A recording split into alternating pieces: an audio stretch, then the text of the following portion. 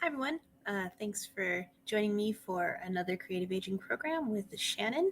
This is kind of a one off, um, unscheduled one because I had some technical issues last week. My normal laptop stopped working entirely, so I wasn't able to stream the live program, which I, of course, didn't find until I went to try to stream the live program, so that's pretty fun. I'm using a different one today, so if I have any technical difficulties, I am super duper sorry. But this is our last program for creative aging with Shannon, although she'll probably show up here, there, and everywhere along the way. So this is our last stamping program here on the virtual platform. We do have some kits available still. In the program description, I've dropped my email address, but it's pretty simple. It's my first and last name listed on the screen, sharon.rice@pueblolibrary.org. So if you'd like a kit, go ahead and send me an email.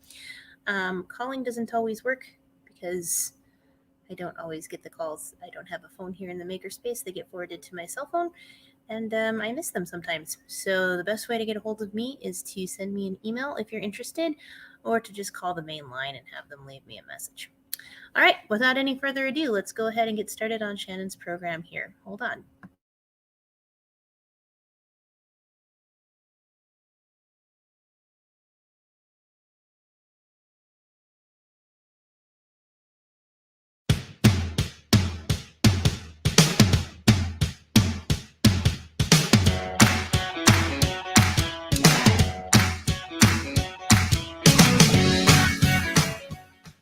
Hi, Shannon here with Shannon Sizzlen Stampers, and I'm super excited to come to you this week with a fun project. It is a super cute little berry basket. Isn't that adorable? It's even got the little openings in it that makes it say berry basket to me, and a cute little easy card. So let's get started. With what is in your kit. Now, this class was originally designed for one of my monthly community curbside classes. And I want to tell you first, let's start with what you're going to receive in your kit. Now, a lot of times I pre-cut all your parts for you because of my surgery recovery. I didn't, and so I'm going to teach you how to do all the cuts for yourself. And I think it'll be beneficial to you because you'll learn from scratch how to make these projects and be able to duplicate them. So let's go over what's in your kit. First of all, you have an 8.5 by 11 sheet of cardstock, either this puppy red or you have a really pretty Pacific Point blue. Then you're going to have a 6 by 12 piece of designer series paper, and it's going to have some form of berries. It could have strawberries, raspberries, blueberries, or some combination of all of them. I did try to make the papers match up to where your cardstock coordinated with whatever DSP you got. So that is paper clipped to your little clear envelope, which has a few items in it. And I know it looks like not a lot this month, but really it's because the bulk of the expense of the kit is in stamps. And let me just lay these here so you can see your kit is going to, normally you guys get one stamp. This time you're going to get 3, maybe even 4 of you, a handful. And you're going to have blueberries and a leafy branch stem and a saying, or you're going to have a raspberry with the little stem cap and the inside to color the inside of the raspberry and a saying. But everyone will get a saying. And these projects, we are only using the saying. Now, you may have a longer saying or a larger saying, and you're going to need to trim that down. So I'll talk about those options when we get to it. So you've got your stamps. The other thing that you're going to have, I'm going to go ahead and get this stamp put on my block for later, is a white scallop oval, and you're going to have a piece of white baker's twine. So that's what's in your kit. Now, I wanted to try to make this as easy as possible for you to understand how to do the cutting. So I drew a little overlay to my paper for the 8.5 by 11 solid cardstock piece that you are going to get. And I'm going to kind of fill it in, hopefully, as we go. Got a pen in the way. I got to get that out of here. All right. So the first thing I recommend is cut here first. Cut this at 9 inches. So this is 11. We want to cut across at 9. Okay. So then you will have this long piece that is 2 by 8.5. And you're going to cut that down to 6. So you're going to have a piece that's 2 by 6. These diagonal lines mean that's part of the cardstock that we're not going to be using for these projects. That's just extra. You can keep it and do with it what you want. Okay, so we've got our 2 by 6 inch piece. Next, you're going to cut, so you have a 2 3/4 by 9. 2 3/4 by 9. The next piece is 3 by 9. So it's like a puzzle. Then we have a 1 by 9. And then this last one is 1 by 4 1/4. So after you've cut those pieces, all of these top pieces, you're going to set aside together. Those are for the basket.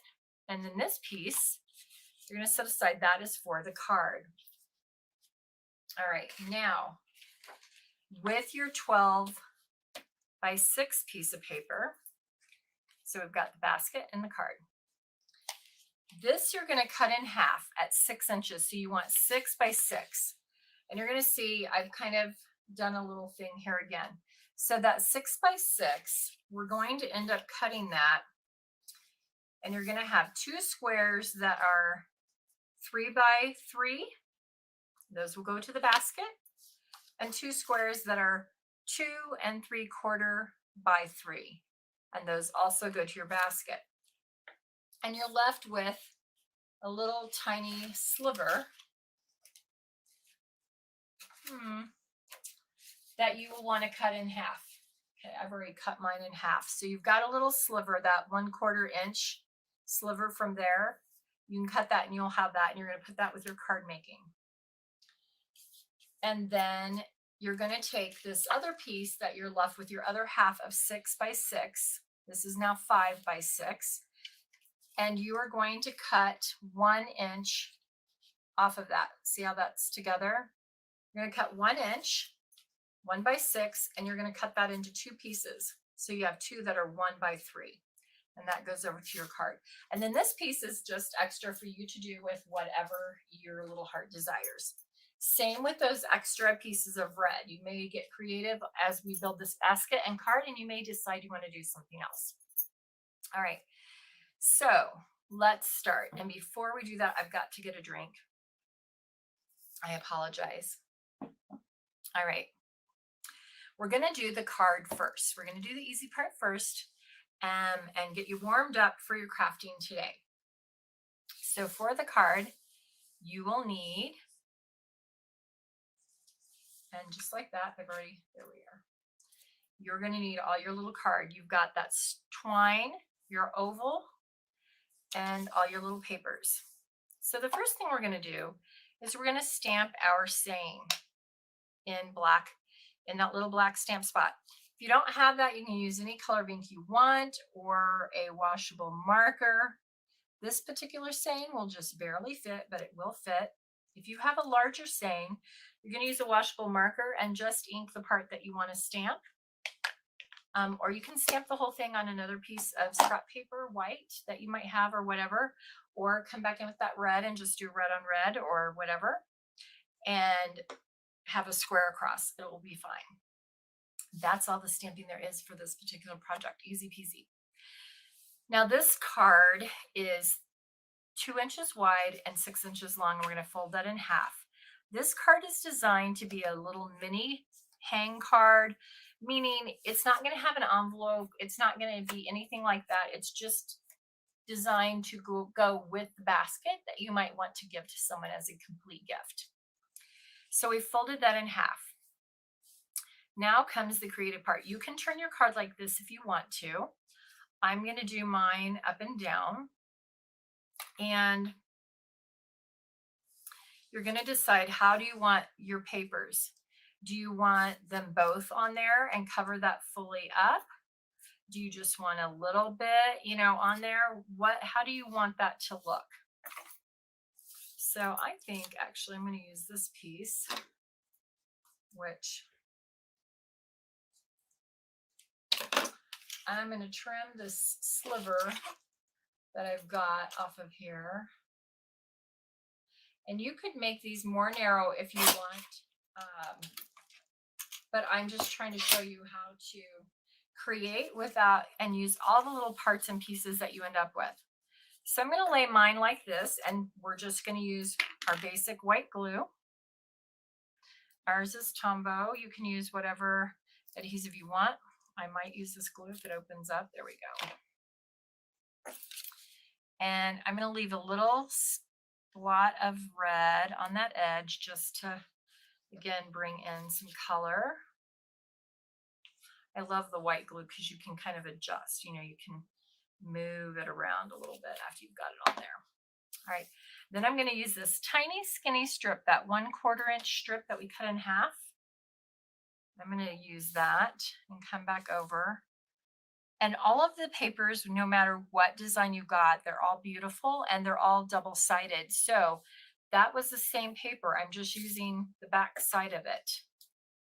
Okay, so I've got that there. Now I'm going to take my twine and I'm just going to wrap it a couple of times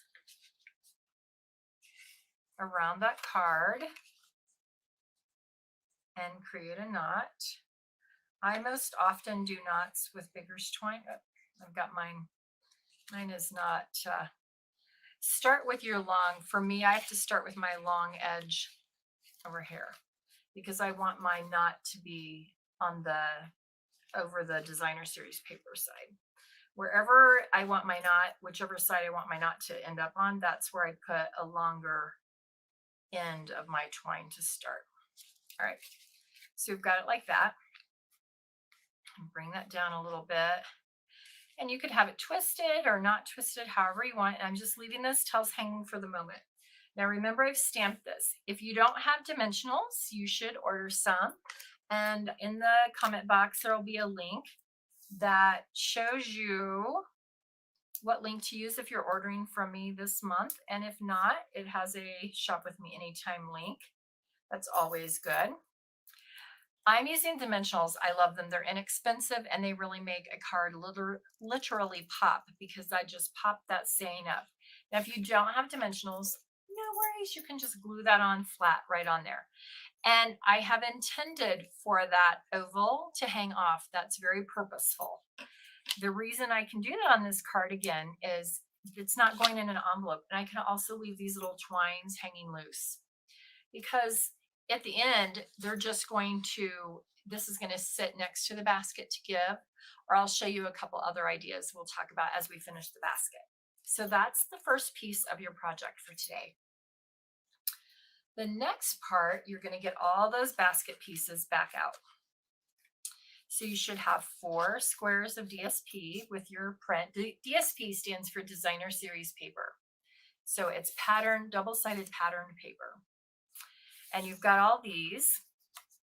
Now we're going to do a couple of things.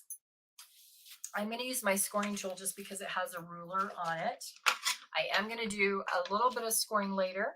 If you don't have a scoring tool, you can use the back of your scissors or a butter knife, a pen that's not exposed, whatever, and a ruler. A straight edge. You just need a straight edge. So the first things we're going to do, we're going to actually score these 1-inch strips halfway. If you don't have a scoring tool on this, the other thing you can do is just fold the paper in half by hand because this 1-inch strip, it's literally folding it in half. And we're going to do the same to the 1-inch that's 4 1/4. So we've just scored those and you'll lay those aside. Now, these, I'm not scoring these necessarily. You can.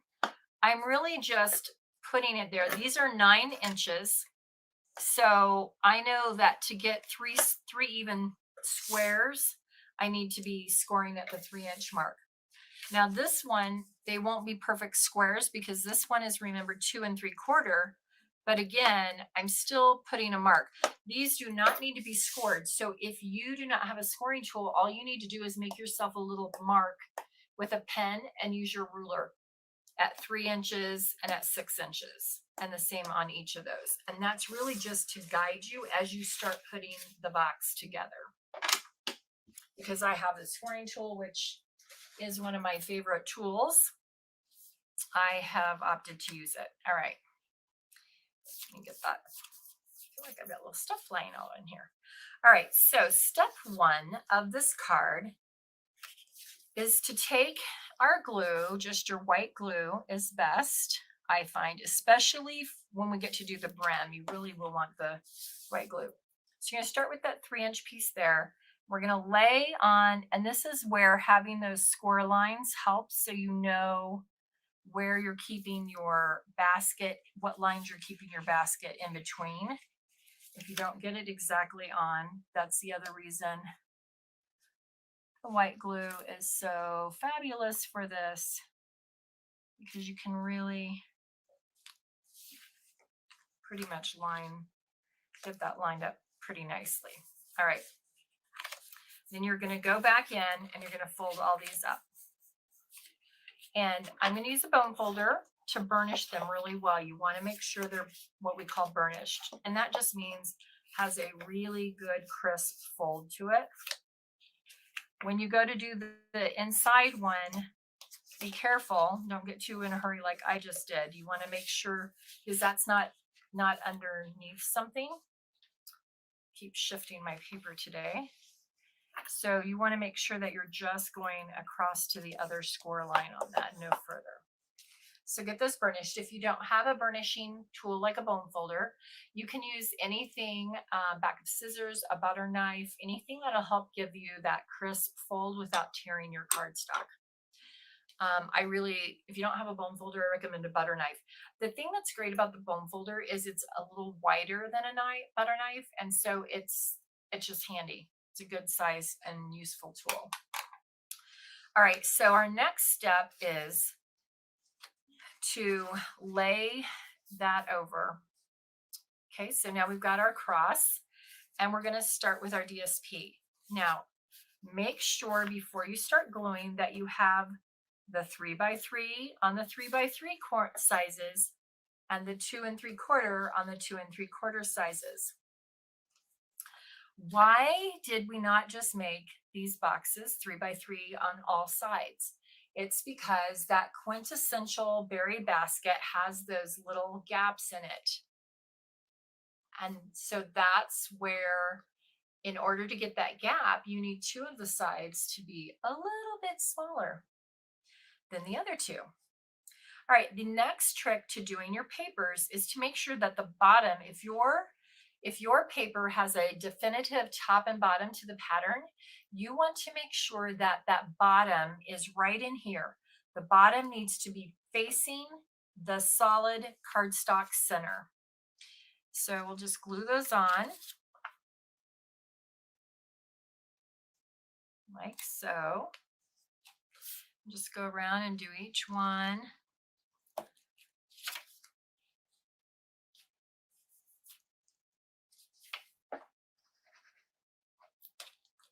Again, if you're using a ruler and scissors to cut your paper instead of a paper trimmer, no worries. You just, I'm going to show you a trick here because I scissor cut a part of this. So then all you do is go back, and if you see, oh, this one is a little longer than your cardstock, you're going to want to trim that down. That's going to be really important for this next step. Otherwise, it's really not going to be a big deal. And the other thing is, this box is very forgiving, especially if you're hand cutting. So if you don't have a perfectly straight cut line, you'll be fine. All right, now we've got our box. Our box is basically built. It should look like this. Okay, set that aside. The next step we're going to be doing, we've scored this already. We're going to do what we call breaking down the fibers and the paper. And you're going to do this by curling your cardstock And for this, I prefer to use a bone folder. Again, you can get out a butter knife. I've seen people use the backs of scissors. Scissors are difficult for me to try to do that, but you really want to get a nice curl because we're going to uncurl it, but we need those fibers to get broken down. And make sure you try as best you can to break down these ends, because it tends to be those ends that end up causing the most problem. It's kind of like curling curly ribbon at Christmas time or for a birthday gift. That's the same effect that you're wanting to do. I'm putting my thumb here and I'm pulling with the bone folder to get that curl, similar to how you curl ribbon. And I'm coming back in at the edges to really try to get those edges broken down, the fibers on those edges. You'll see if I don't break the fibers down. If they don't get broken down as well, you can do it, but it's just a little bit more tedious. So try to break those down.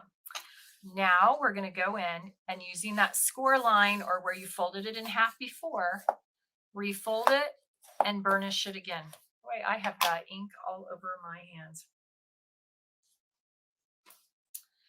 I hope my husband cuts it out because I just realized I was trying to get my hands wet. All right.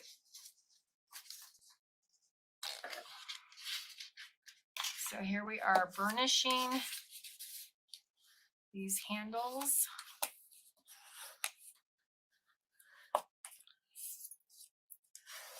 Do them on both sides so you get a good burnish. Now see how I didn't get this one exactly even? It's okay. It's not going to be a huge problem for this project. This is really a pretty forgiving project. Now comes the tricky part. We're going to start with the short piece. And you're going to use your white Tombow white liquid glue and you just put it all in there. Get some on those edges. And I've got my box laying with a little fray there. I've got the solid color laying up, center paper down. And I'm going to try to kind of center this. It doesn't have to be exact. I'm going to center that in, push on it and give it just a minute to kind of set. Have your bone folder handy, you may want that. I'm going to bring my next corner up and fold that in like so. And you're going to do the repeat, same thing on this other corner. So you're bringing the corners tight at the top and hopefully you can see that, and that leaves that nice fun gap at the bottom. And then you're going to slowly start folding that brim over. And that's why those edges, the more you can get the fiber broke down, the easier it will be for you to fold over. Now, don't worry if they're not perfectly smooth. I don't know if you've ever seen these berry baskets, but they get set in stacks. And so they do not always look perfectly like they just came from the factory. So that's step one, not too hard. That's the hardest part of the box right there, that little short brim. Now you're going to repeat doing the same thing with your long piece. So we're going to apply our glue. We're going to sit this piece about halfway, and I'm just eyeballing it. Again, if you are someone who likes things very exactly measured, feel free to put your dots on there. This is 9 inches, so again at 3 and 3. Bring it up to the next corner, start it going over. It's going to have a nice overlap to that back piece, and then start your next corner over. Try to keep the top of your basket at that score line so that you can easily, oopsie, I got mine way down too low on that side. Couldn't get my scoring over. And then you just keep going, keep feeding it through around and around.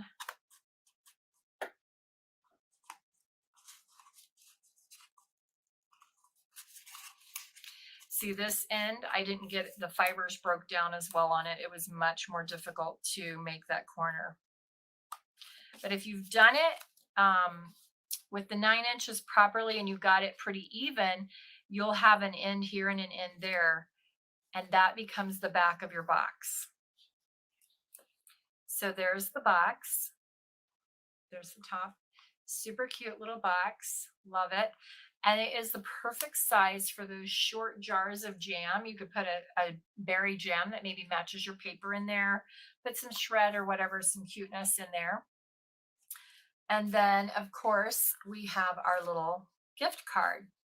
Now, this card you could take and just easily slide it centered right there, right on the inside, and you don't adhere it down. You just slide it over. That's what I love about it. Doing it this way, it fits perfect and becomes like a little focal point on the front of your basket.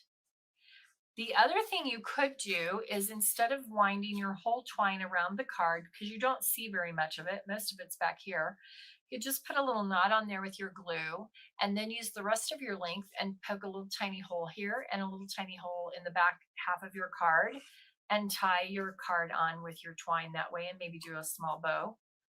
But either way, I hope that you really like this berry basket, and I'm sure whoever you give it to will think it's very, very cute.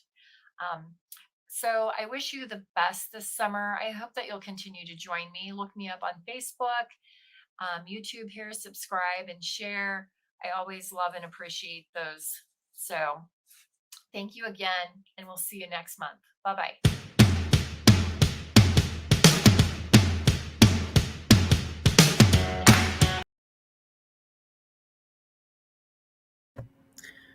All right, I hope you enjoyed that project. I do have lots of those kits left, so please do shoot me that email if you're interested in doing that project. I'll have them available here at the library as well, so you're always able to just stop in and see if I've got any. I'm up here on the second floor of the Rawlings Library, and I'm in my office from Tuesdays and through Saturdays. So stop on by, say hi. I wanted to also let you know that our programs for July, so if you're looking at our July calendar, they're going to be in-person programs. I will do virtual programs as I can, but you guys are all welcome to come back in, and we're going to be doing paper making this next month, which is good that we're doing it in person because I wasn't sure how that was going to translate into a virtual program. So we'll do that. It should be, I want to say, in 2 weeks from now, maybe 3. Anyway, it'll be on a Wednesday night. It's on our calendar.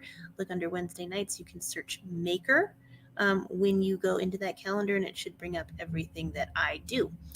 And with that, I think that's all the announcements for this evening. I hope you guys are staying safe and healthy, enjoying the beautiful weather that's not so hot, and making things like crazy. Can't wait to see you guys next month. Again, I will do virtual as I can, but you won't see me on here quite as much. All right. Until you guys come in, stay safe, stay healthy, and keep making. And have a wonderful evening.